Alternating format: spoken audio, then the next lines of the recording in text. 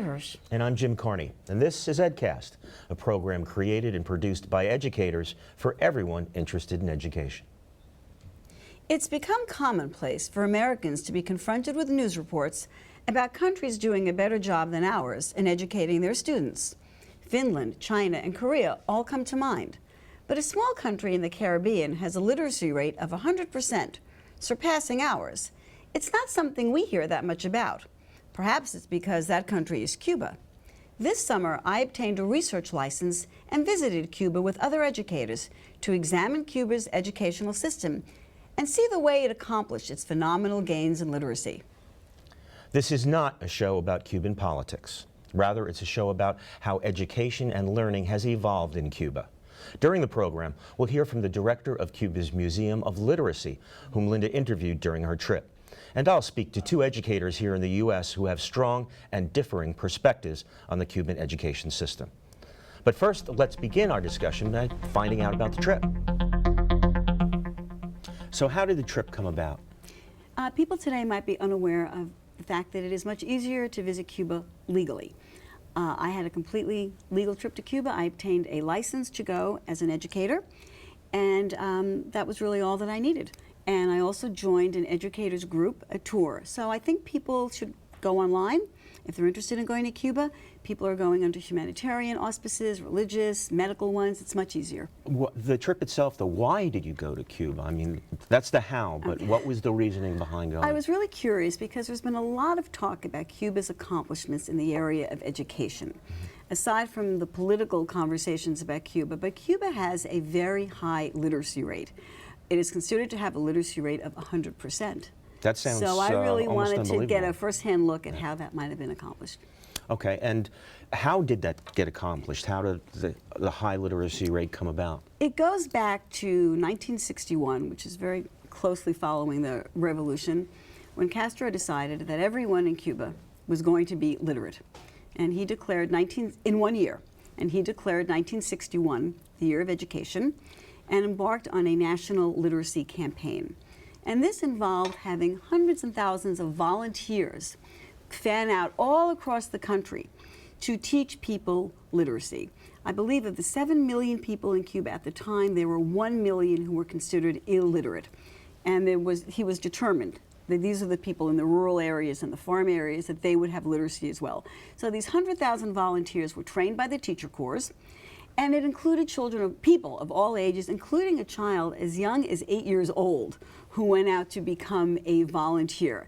And keep in mind that all this was happening during the Bay of Pigs invasion. Right. And yet they were clearly focused on having this literacy campaign. Now, I had the opportunity to visit with the director of the literacy campaign, the Museum of the Literacy Campaign, Dr. Luisa Campos, to find out about how this literacy campaign was undertaken.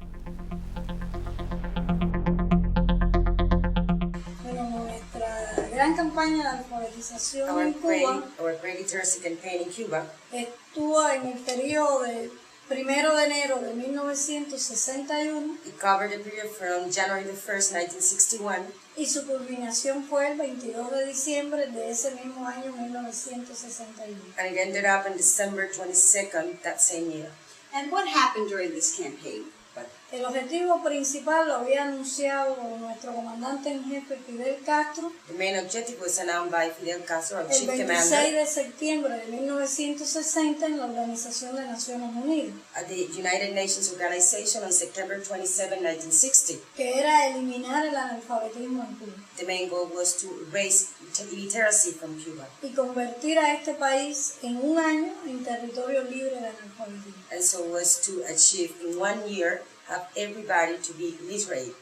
And that goal was pretty much met, yes? Se cumplió con creces.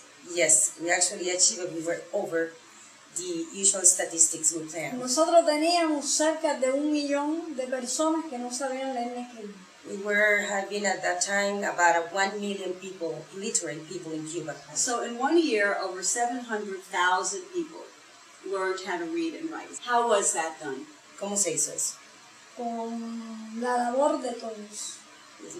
A team's work. De estudiantes, Students, de maestros, teachers, de trabajadores, workers, de amas de casas, housewives, de jubilados. retired people. Hubo 3 tipos de alfabetizadores en nuestro país. There were 3 kind of people that attended the literacy campaign. Hubo alrededor de 105,000 estudiantes de las ciudades Where about 100,000 students from the city que de forma voluntaria, that volunteered themselves, pero con la autorización de los padres, but always authorized by their parents. fueron a enseñar a leer y a escribir a los campos de Cuba. They went to the countryside of Cuba to teach people to read and Esos write. estudiantes Those students, tenían una edad promedio entre 14 y 16 años.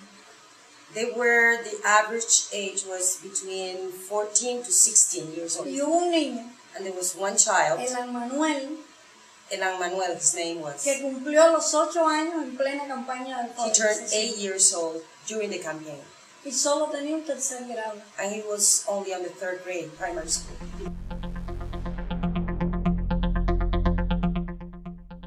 So one of the keys to this, I guess, is to get into the countryside, because across the world, really, that's where illiteracy resides, is in the rural countryside. And that's the major accomplishment, because clearly Cuba is known to have had a high literacy rate at the beginning of the revolution, but reaching out to this group, which is, as you say, the difficult group for everybody. I did see some of the materials that they used during the literacy campaign. At the museum, they have the actual pamphlets and booklets, and we were able to look at them. And of course, the context is all about the revolution. Yeah. And so you have to think that one of the goals of the literacy campaign was to help explain the revolution and get buy-in for the revolution, because all of the material was about the revolution. But of course, you know, cultures and have always had their reasons for literacy, be it religious ones, read the Bible, so it's not that surprising, but it seems to be that that must have been a focus. Well, talking about differing approaches to literacy, there are different definitions of literacy, right? How did the Cuban government and educators in Cuba define literacy? Okay. Now, that idea of literacy and that literacy rate is always called to question. UNESCO, the United Nations group, compiles the data which establishes literacy across the globe. And illiteracy is was defined at the time as the inability to read and write a simple message in any language. Now, in the late 1990s, literacy data was gathered by self-reporting.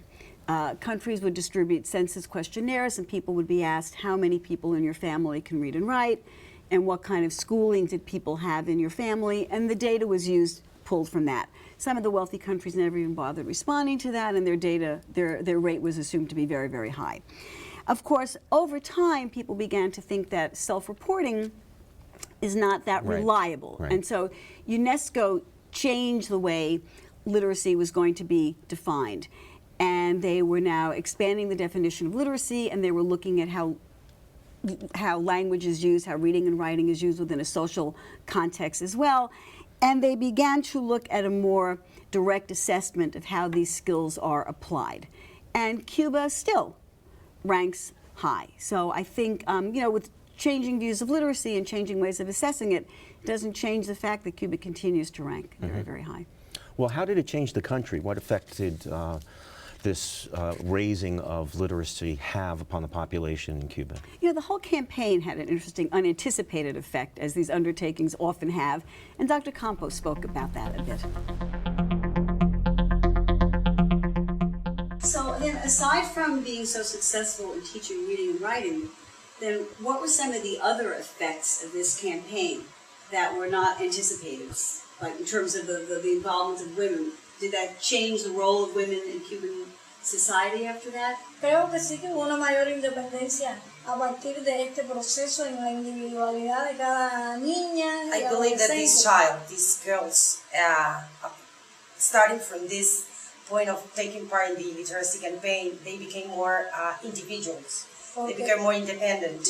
Porque fueron a realizar una tarea muy importante, que era la de educar, siendo todavía adolescentes y niños. Because they were accomplishing a task very difficult. They were still teenagers and childs, and it was a very difficult task they wanted to educate people. Por tanto, su autoestima So their self-esteem creció.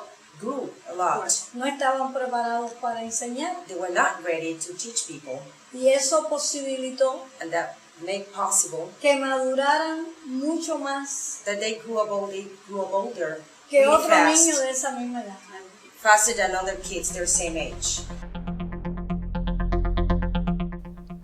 So this really changed the role of women in Cuban society. Absolutely. It gave them much more status and empowerment, I think. And The education system in Cuba today, I mean, this was back in 1961 through 1962 when the thousands and thousands of volunteers went into the fields. But what's it like there today? Yeah, that was a good question. That's what I wanted to know as well, and I certainly wanted to know how they were building on these accomplishments, as to what they were doing. So I asked Dr. Campos to describe a typical day in the life of a Cuban student. So let's hear what she says.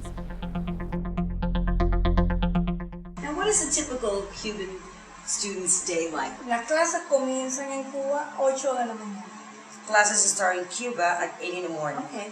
En la enseñanza primaria y en la enseñanza secundaria y en el bachillerato están de 8 a 4:30. Let's say primary, secondary, and junior high school, they're supposed to be attending from 8 in the morning to 4 in the afternoon, Sobre todo en la enseñanza primaria. especially in primary school. En la secundaria y el pre pueden estar un poco más. When it comes to secondary school and junior high, then it's kind of flexible. They have two different moments during the day. They might be in the morning or they might be taking classes in the afternoon. Pero sí tienen doble sesión. But they usually have a double session of studies. En la primaria tienen la posibilidad de que el mayor por ciento de los estudiantes almuerzan en la escuela. Mainly, for instance, students in the primary school, they have their lunches in school. Y en la secundaria tienen una merienda especial. And when they go to secondary school, they have a special snack. Pero eso da posibilidad de que los padres, las madres trabajadoras, puedan tener un mayor descanso desde el This punto de is for the vista parents to be more rested and relaxed when it comes to feeding their kids, because they don't have to be so worried about So the taking school them takes out care of for that. lunch. The school take care. porque sus hijos se mantienen más tiempo en la escuela. And in that way, also their children stay longer in school. Aunque desde el punto de vista educativo, no es responsabilidad solo de la escuela la formación de los But estudiantes. from the educational point of view, it's not only responsibility of the school to form students. So that's a typical day. Yeah, and there are lots of things you observe here and that I was made aware of as well. The school day is longer than our school day here. And the schools are open longer. They open their doors at 6:30 a.m., they close at 6:30 p.m., giving working parents complete coverage for their children. There's after-school care, so the whole day is covered. What also struck me was class size. And here is something interesting. In the primary grades, the class size is limited to 25 maximum. But in the middle school, it's limited to 15, which is kind of the reverse of what we're always thinking about. And I asked them, well, why do you have a lower class size in the middle school rather than the primary grades? And the reason was that they feel that middle school children have different needs and special needs, that it's a very difficult time of growing up, and that at that age level, that's when they need the smaller class size. And I got to thinking, because I know Chancellor Walcott is now going to be undertaking a big middle school initiative, and they had mentioned that they're going to be looking at class size. I kind of wonder if they're going to be having class sizes as low as 15. What do you think? I don't see that in the near future. The other thing I just wanted to mention too is that the teachers are very well trained. Most of them have a master's degree. They are required to have a great deal of experience, unlike our current trend to kind of, a summer of experience in summer school and then throw you into the classroom. They really are going for much more training. And of course, I think what's interesting to note is that Cuba spends 10% of its GNP on education. Right. The United Kingdom spends 4% and the U.S. spends 2%. So that's an interesting allotment of money toward education. It must say something. To get some more perspective on that, I spoke to Dr. Mario Garcia Corzo, who is a specialist on Cuba. He's an Right. economist, and he points out that that seems to be paying off because he talked about, in our discussion, the graduation rates. So Right. let's take a look at that. Okay. One metric that I looked at, just in general, out of my own interest in education in Cuba in particular, was enrollment, the growth of enrollment, but also the graduation rates. And graduation rates in Cuba, I have to say, are very impressive. I mean, you have pretty close to 100% graduation rate. pretty close means about 99, 98%. In Havana, it's very high. In the urban centers, it's very high. Also, another metric that shows you more about the condition in Cuba of education is the percentage of people who graduate from urban districts, urban schools versus the non-urban population. It's the same as it was in 1961, which basically tells you that the country has reached its optimum urbanization level. The data shows you that in the countryside, the schools are also showing a high graduation rate. When you look at different provinces, in eastern Cuba, traditionally, the graduation rates have been lower. That trend remains pretty much unchanged. I mean, the graduation rates have increased, but they don't match nearly what's been recorded in Havana. So you see those discrepancies there. Education in Cuba, the quality of it, there's an irony behind it, because you do see the quality of it. I talk to young people in the university who are studying economics, and they're doing intro to micro, and they're doing the calculus of indifference curves and utility functions. I mean, they're doing things that in other parts of the world, including here, we do, we teach in grad school. At the same time, there's, Cuba, as any other country, has to migrate towards a knowledge-based economy. And the current situation is such that access to the principal source of knowledge, which is the internet, is highly restricted. So that is counter, that is a policy that's having an impact. Because on the one hand, you're educating, and from primary schools, you have a very good system of education. Of course, the system of education is guided by these principles of universality, of service to the state, right, loyalty to the revolution. But the quality, nonetheless, is very good. Then you have a very good system of higher education. But then there's a gap between the theory and the practical skills. And part of that gap is the lack of access to the internet, expanded access to broadband technology. I mean, Cuba has just recently signed an agreement with Venezuela to expand broadband technology, because as you know, there's an issue of access from the United States, right? But nonetheless, and I do see already inside Cuba the drive to open up more, to increase access to the internet, but to do it gradually. Remember, the political connotation of these openings is pretty strong. So what Cuban officials have said to me during my visits is we're changing, we're updating our model, but we're doing it with certainty, but gradually. Yeah.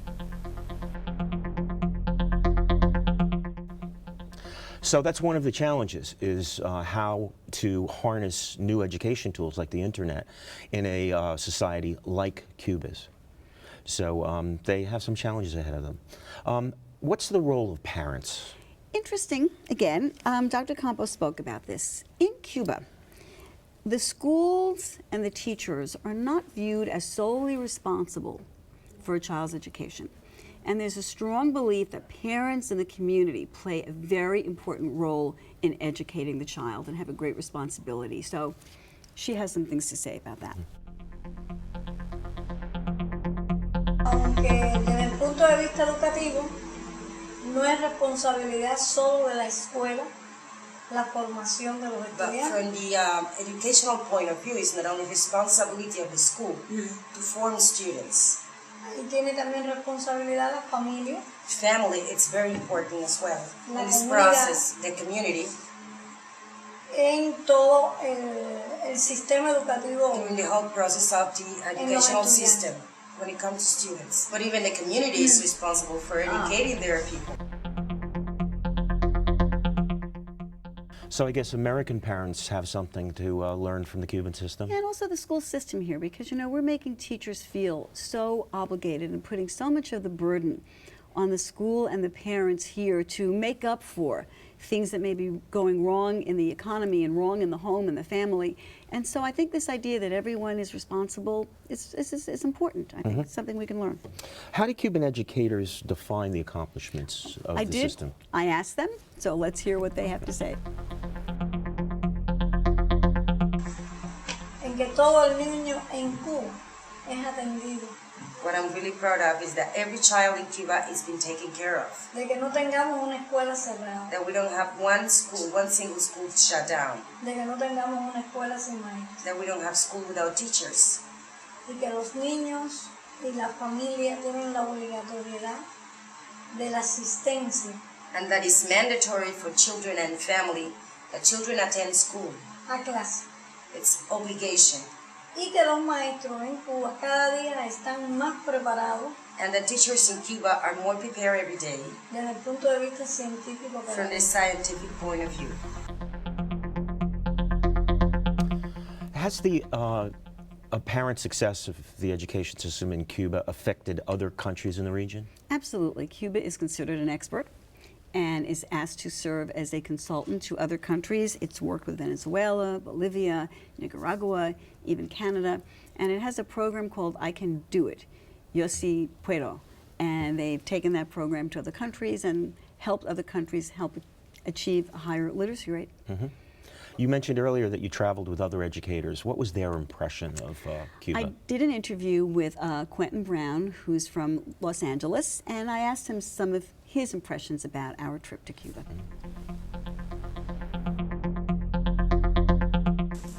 Now that you've been in Cuba for a week and you've heard people talk to us about education, I'm interested in getting your impression of what you've seen and heard. So tell me some of what you feel about Cuban education just from being here for a week. Well, the first thing that I really applaud the Cuban leadership on is that everyone has access to an education here. Whether you are a farm worker, whether you work in the hotels, as a young child coming up, they offer education to every single citizen. And in terms of education, if there was one question you could ask that you still have, what would that be? The success rate on those lower social economic people in the country in terms of moving to some of the more glamorous type jobs in the government.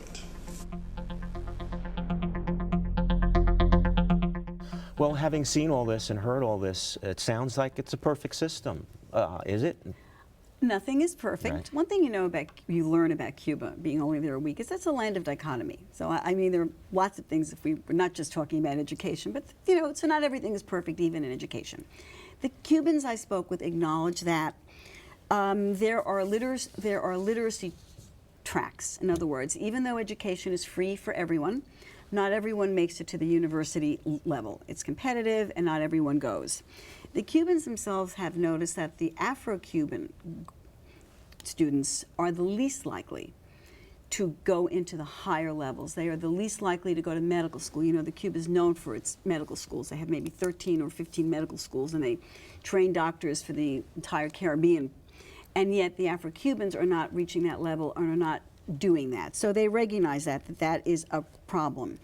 Some of the teachers feel perhaps they're not making enough money, and they're looking for higher paying jobs. But the biggest problem, maybe one of the biggest problems, is that Cuba is running the risk of becoming an overeducated country because it doesn't have the economy to sustain the jobs that its educated people are capable of doing. So you have a group of people with higher education and just very well educated, and they're not the jobs for them. So I think this is a really big problem, and this is maybe the biggest problem that Cuba is probably facing, and people in Cuba will acknowledge it as well, that is something that is a growing concern right now. So young Cubans have mentioned it to us as well on the trip, so I think that's one of the major issues.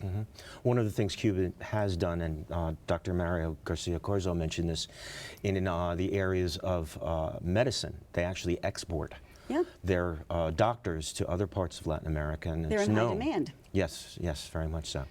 Well, if everything is not perfect, I spoke to someone else who has very differing opinions about it. Dr. Laird Barad, who is with the Latin American Studies Department at Lehman College, talked a little bit about some of the problems he sees in the Cuban education system. Let's take a look at that. Well, I think that my views of the educational system in Cuba have shifted along with my sympathies or lack of them for the Cuban Revolution and the political process that is the Cuban Revolution. And some of the claims that the revolution has made are a bit distorted given the historical background. In 1959, when Mr. Castro triumphed, Cuba had one of the highest literacy rates in all of Latin America at the time.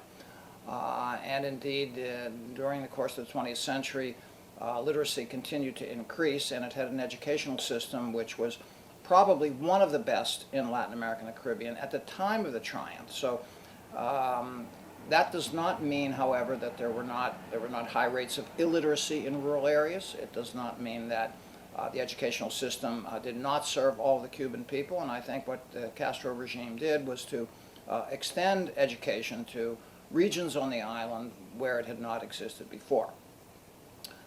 I can temper those comments, laudatory comments, with some broader perspectives, which have to do with my changing attitudes and views toward Cuba in general and Cuban education in particular. And I'll be very to the point here. What good is literacy when there is nothing to read? And I think this is a fundamental question that those who applaud Cuba's literacy achievements simply don't deal with. And so my question is always, as an intellectual, what good is literacy if you do not have the free choice as to what you, as an individual, may read? The answer to the question is, on one hand, you can have a high degree of literacy and a high degree of education. On the other hand, there are broader questions that need to be posed, and that is, what kinds of freedoms do human beings have to utilize these kinds of skills? Cuba is a sad, sad, sad, sad case in the Western Hemisphere. There have been dictators that have come and gone. There have been regimes that have been authoritarian and extraordinarily repressive. There's been extreme censorship imposed in many countries throughout the hemisphere in the 1970s because of military dictatorship. But those things have passed. An age of openness, of democracy, whether you agree with it or not, has come, and Cuba is unique in Latin America and the Caribbean. It is the only nation whose people are entirely, for all practical purposes, cut off from information, cut off from the outside world. So as with all things Cuban, there's controversy. Well, we should keep in mind, I think, that no matter how you look at it, Cuba's accomplishments in education are phenomenal. There is free education for everybody through graduate school.